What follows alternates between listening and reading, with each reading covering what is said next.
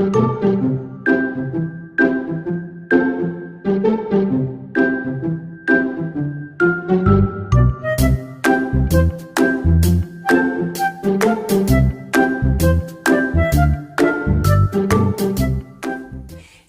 les zouzous, bonjour les papas, bonjour les mamans, bienvenue dans cette nouvelle vidéo faite spécialement pour toi.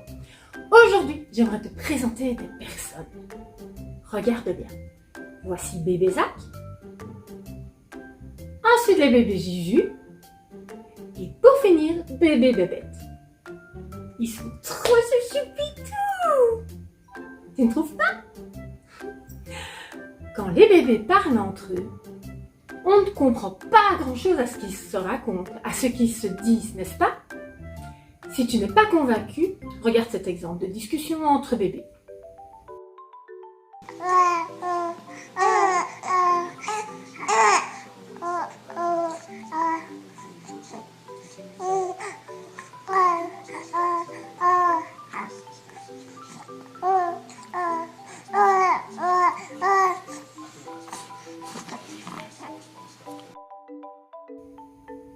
Personnellement, je n'ai rien compris à leur discussion.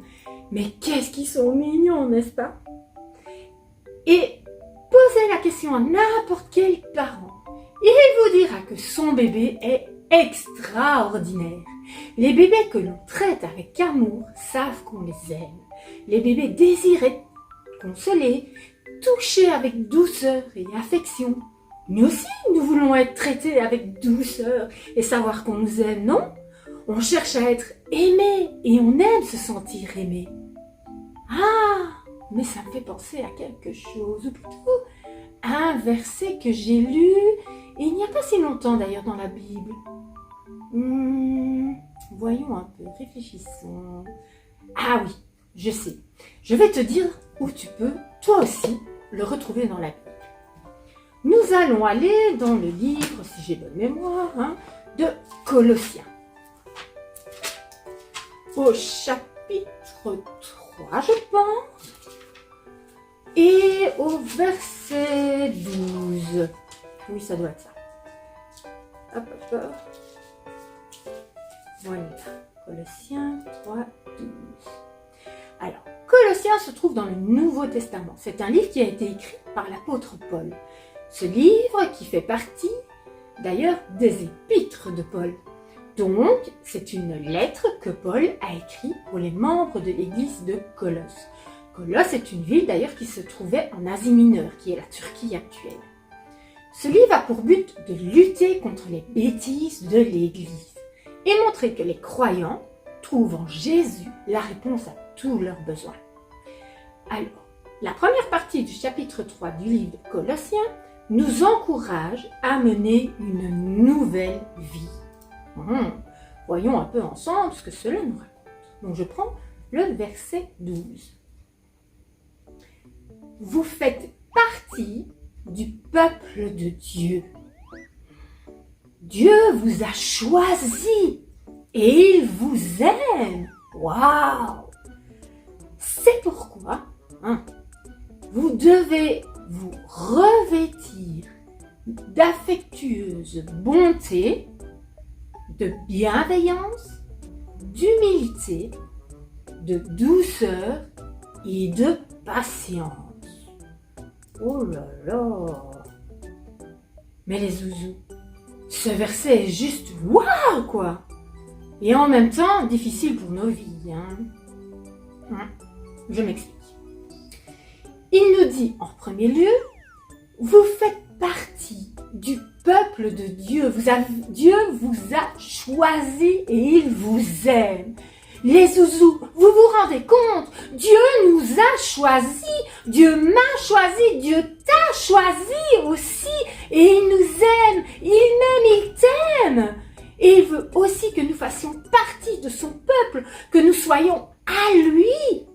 Mais quelle tendresse dans ce verset! C'est tout doux, tout gentil. Au lieu de nous écraser par des commandements et des lois dures et lourdes qui nous embêtent, Paul nous encourage simplement en nous rappelant que nous faisons partie du peuple de Dieu, que Dieu nous a choisis et qu'il nous aime. Et celui qui se rendra compte de tout cela, c'est juste merveilleux.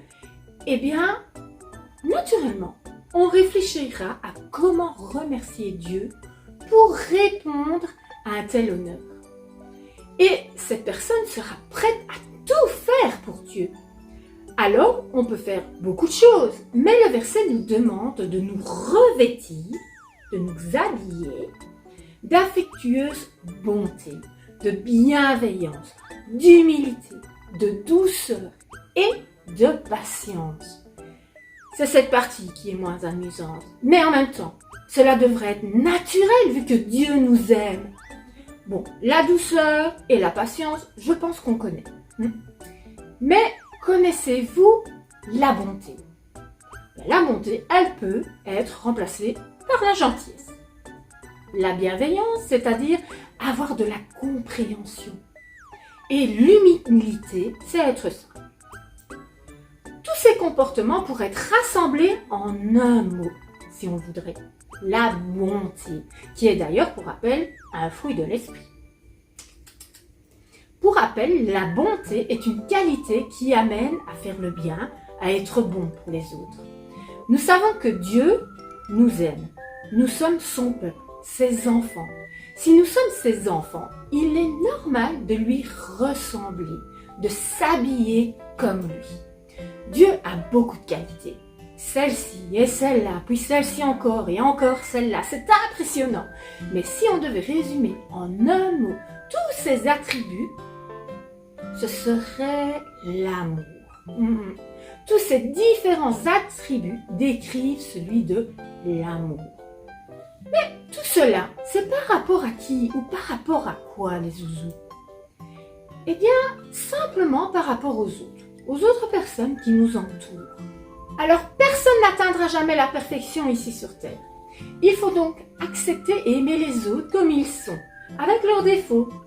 Si nous remarquons une faiblesse chez une autre personne, nous devons faire preuve de patience et de douceur envers cette personne. Y a-t-il quelqu'un qui vous énerve, que vous n'aimez pas sa façon d'agir? Plutôt que de regarder ses faiblesses et ses fautes, priez pour cette personne et passez du temps avec lui afin d'apprendre à l'aimer. Pas facile tout cela, mais nous avons le meilleur des amis pour nous aider à y arriver. C'est Dieu.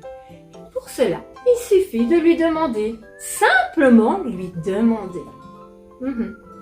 Alors si tu n'as pas tout suivi, voici le résumé du jour.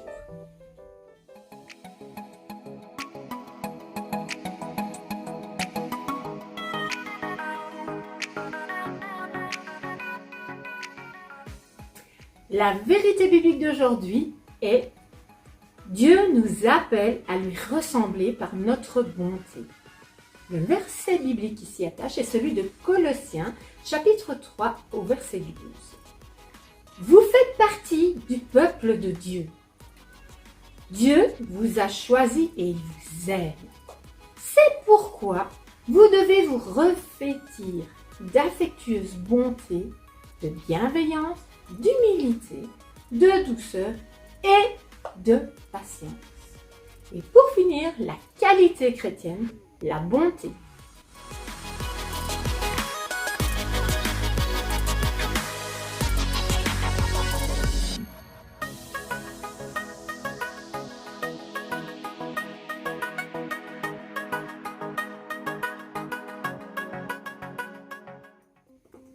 Voilà, j'espère que cette vidéo t'a plu. Je te donne rendez-vous mercredi dans 2 semaines pour découvrir une nouvelle qualité que Dieu désire nous aider à faire grandir dans nos vies.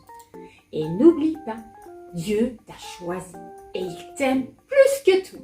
Alors n'oublie pas d'être plein de bonté et d'amour pour les autres afin de lui ressembler. À bientôt les zouzous!